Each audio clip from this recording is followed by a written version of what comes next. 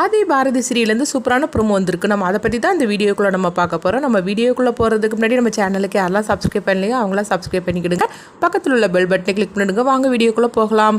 பாரதி தான் காட்டுறாங்க. பாரதி ஆஃபீஸ்க்கு வரவும் அப்போ அவங்க எல்லாருமே ரொம்ப தடபடலாம் வேலையை பார்த்துட்ருக்குறாங்க. என்னது இவ்வளோ ஃபாஸ்ட்டாக எல்லோரும் வேலை செஞ்சுட்ருக்குறாங்க, என்ன நடக்குன்னு தெரியல அப்படின்னு சொல்லிட்டு அங்கே உள்ள மேனேஜர்கிட்ட அவங்க கேட்டுட்டு இருக்கவும், என்ன இப்படி பேசிகிட்டு இருக்கிறீங்க, இன்றைக்கி நம்ம அந்த ப்ராஜெக்டை அவங்ககிட்ட நம்ம கொடுக்க போகிறோம்ல, அதுக்கு சைன் ஆக போகுது, அதுக்காக தான் எல்லாம் மும்முரமாக வேலை நடந்துட்டு இருக்கு அப்படிங்கவோ இது கிட்டதுமே பாரதி அதிர்ச்சி அடைகிறாங்க. அந்த ப்ராஜெக்டை நான் தானே ஆரம்பிச்சு வச்சு அப்படிங்கும்போது, ஆமாம் மேடம் நீங்கள் தான் ஆரம்பிச்சு வச்சிங்க, ஆனால் இப்போ ஆதி சார் எங்களை அதை பண்ண சொல்லியிருக்கிறாரு, அதனால தான் நாங்கள் மும்முரமாக அந்த வேலையில் ஈடுபட்டிருக்கிறோம் அப்படின்னு சொல்லவும் இது கிட்டதுமே பாரதி நேராக ஆதி கிட்ட போய் சொல்கிறாங்க.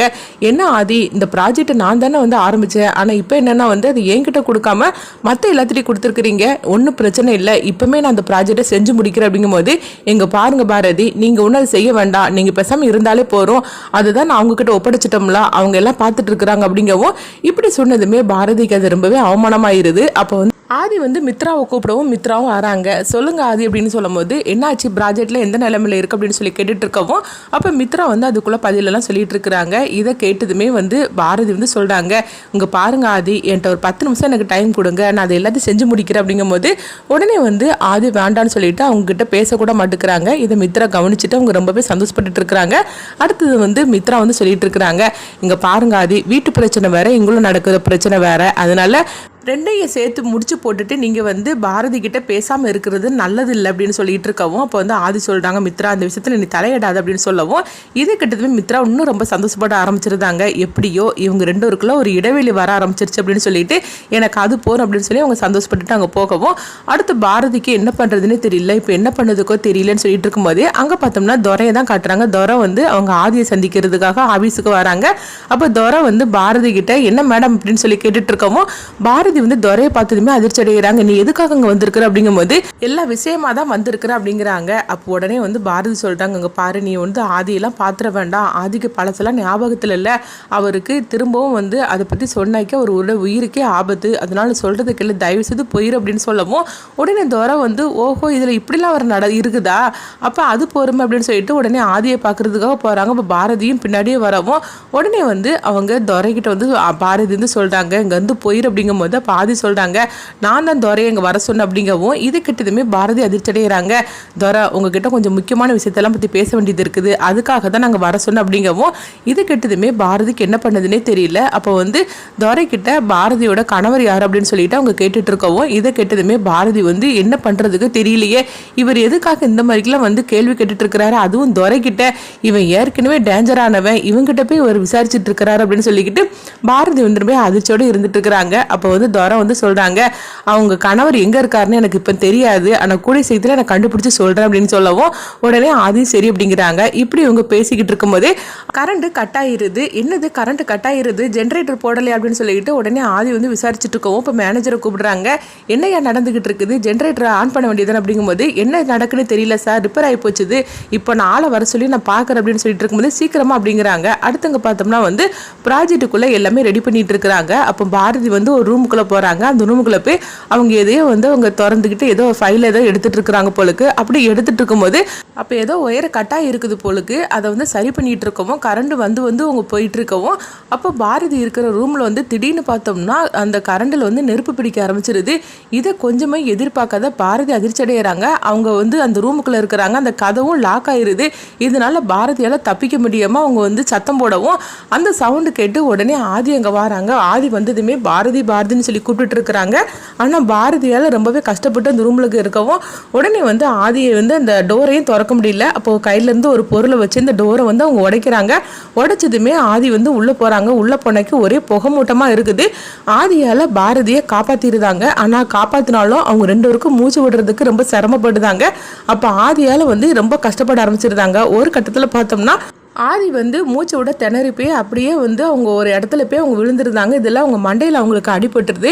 மண்டையில் அடிபட்டதுமே அவங்களுக்கு பழசெல்லாம் ஞாபகத்தில் வர மாதிரி இருக்குது. அதே நேரத்தில் பார்த்தோம்னா பாரதிக்கு மூச்சு விட முடியாமல் அவங்க ரொம்பவே சிரமப்படுறாங்க. அப்போ ஆதியோட நெஞ்சில் அவங்க சாயவும் அப்போ அவங்க ஆதியோட இதே அவங்க துடிக்க ஆரம்பிச்சிருது. அப்போ வாசுவோட நினப்பெல்லாம் வரவும் அடுத்து பார்த்தோம்னா அவங்க ஆதிக்கு பழசு எல்லாமே ஞாபகத்தில் வர மாதிரி இருக்குது. அப்போ உடனே பாரதி ஆதியை பார்க்குறாங்க. ஆதி உங்களுக்கு என்னாச்சுன்னு சொல்லி கேட்டுட்டு இருக்கும்போதே ஆதி வந்து பாரதியோட கையை அவங்க பிடிக்கிறாங்க. பிடிச்சது மட்டும் இல்லாமல் நீ என்னுடைய மனைவி அப்படின்னு சொல்லிட்டு இருக்கிறாங்க. இது கிட்டதுமே பாரதிக்கு என்ன பண்ணுதுன்னே தெரியல. ஆதின்னு சொல்லி கூப்பிடும் போது நான் ஆதி இல்லை, நான் வாசு பேசுகிறேன் அப்படிங்கிறாங்க. அப்படி சொல்லிட்டு இருக்கும் போதே பாரதி வந்து அதிர்ச்சடைகிறாங்க. இங்கே பாருங்க அப்படின்னு சொல்லிட்டு இருக்கும் போதே அப்படியே வந்து அவங்க கீழே வந்து தூங்கிடுறாங்க. இதை கொஞ்சமே எதிர்பார்க்காத பாரதி அதிர்ச்சடையவும் அடுத்தது பார்த்தோம்னா அவங்க ரூம்ல இருந்து வெளியே வந்துருந்தாங்க ரெண்டு பேருமே. அப்போ ஆதி வந்து தூக்கத்தில் இருக்கிற மாதிரி இருக்கவும் அப்போ தண்ணி தெளித்து அவங்க எழுப்புறாங்க. எந்திரிச்சதுமே ஆதி வந்து பார்த்தோம்னா பாரதியை பார்த்துட்டே இருக்கிறாங்க. இதை வந்து மித்ராவும் துரையும் கவனிக்கிறாங்க. அப்போ மித்ரா வந்து ஆதி உங்களுக்கு ஒன்றும் இல்லைல்ல, எந்த பிரச்சனையும் இல்லைன்னு சொல்லி கேட்டுட்டு இருக்கும் போதே ஆதி வந்து மித்ரா கிட்ட பேசாமல் அவங்க பாரதியை வச்ச கண்ணு வாங்காமல் பார்த்துட்டு பாரதியோட கையை பிடிச்சிட்டு இருக்கிறாங்க. இதை பார்த்ததுமே துரைக்கு வந்து புரிஞ்சிருது. ஓஹோ, ஆதி உடம்புல இருக்கிற அந்த வாசு தான் அப்படின்னு சொல்லிக்கிட்டு அவங்க புரிஞ்சுக்கிட்டுதாங்க.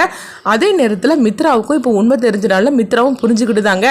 ஆதி உடம்புல இருக்கிற வாசு தான் வெளியே வந்துட்டான் போலுக்கு அப்படின்னு சொல்லிக்கிட்டு மித்ராவும் புரிஞ்சுக்கிட்டுதாங்க. அடுத்து பார்த்தோம்னா பாரதி வந்து கேட்டுட்டு இருக்கிறாங்க. ஆதி உங்களுக்கு ஒன்றும் பிரச்சனை இல்லைன்னு சொல்லி கேட்டுட்டு இருக்கவும் அப்போ வந்து பாரதியோட கையை பிடிச்சிக்கிட்டு பாரதி அப்படின்னு சொல்லிக்கிட்டு அவங்க வந்து வாசுவும் பாரதியும் பேசிட்டு இருந்தா எப்படி இருக்குமோ அதே போல அவங்க ரெண்டு பேரும் அவங்க பேசிட்டு இருக்கிறாங்க. இதை பார்த்ததுமே மித்ராவும் துரையும் அதிர்ச்சி அடைகிறாங்க. இந்த வாசு வெளியே வந்துட்டான் போலுக்கு அப்படின்னு சொல்லிக்கிட்டு அவங்க வந்து துரை வந்து வெளியே வரவும் அப்போ மித்ராவும் வெளியே வந்துருந்தாங்க.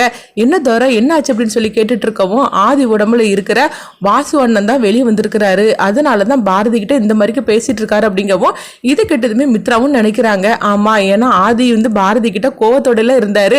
ஆனா இப்ப என்னன்னா பாரதி கிட்ட இவ்வளவு அன்பா பேசிட்டு இருக்கிறாரு, இது சரியில்லை. இது இப்ப என்னதாவது பண்ணணுமே, எப்படியாவது வந்து ஆதி உடம்புல இருக்கிற வாசுவை நம்ம வந்து வெளியே கொண்டுட்டு வரணும். அதுக்கப்புறம் வந்து ஆதி என்னுடைய ஆதியா கிடைக்கணுமே, இப்ப நம்ம அதுக்கு என்ன பண்றதுக்கு தெரியல அப்படின்னு சொல்லிக்கிட்டு மித்ரா ரொம்பவே குழப்பத்தோட இருக்கிறாங்க. இங்க பார்த்தோம்னா பாரதி தான் காட்டுறாங்க. பாரதி வந்து அவங்க ஆதியோட கையை பிடிச்சிக்கிட்டு ஆதி அப்படின்னு சொல்லி கூப்பிட்டுட்டு இருக்கவும் அப்போ வந்து பாரதி வந்து அவங்க கண்கலங்கி அழுதுகிட்டு இருக்கிறாங்க. நீ அழக்கூடாத பாரதி, நீ அழறதுக்கு பிறக்கல, நீ சந்தோஷமா இருக்கணும் அப்படின்னு சொல்லிக்கிட்டு அவங்க வாசு பேசுற மாதிரிக்கே வந்து ஆதி வந்து பேசிட்டு இருக்கிறாங்க. இங்க பார்க்கும்போது இவங்க நிஷாவுக்கு ஃபோன் பண்றாங்க மித்ரா. அப்போ நிஷா வந்து என்னாச்சு மித்ரான்னு சொல்லி கேட்டுட்டு இருக்கவும் அப்போ நடந்ததெல்லாம் சொல்லிட்டு இருக்கிறாங்க. இது கிட்டதுமே நிஷா வந்து அதிர்ச்சி அடைகிறாங்க. அப்போ வந்து இப்போ இதுக்கெல்லாம் ஒரு முற்றுப்புள்ளி வைக்கணும், இப்போ என்ன பண்றதுக்கு அப்படின்னு சொல்லி கேட்டுட்டு இருக்கவும் அது எப்படி வைக்க முடியும், ஏன்னா ஆதியோட உடம்புல ஹார்ட்டா இருக்குது, வாசுவோட ஹார்ட்லாம் அப்படி இருக்கும்போது நம்ம ஒண்ணுமே பண்ண முடியாது அப்படிங்கிறாங்க. இல்லை, இந்த மாதிரிக்கு இருக்கிறது எனக்கு தான் வந்து டேஞ்சர் ஆகும்.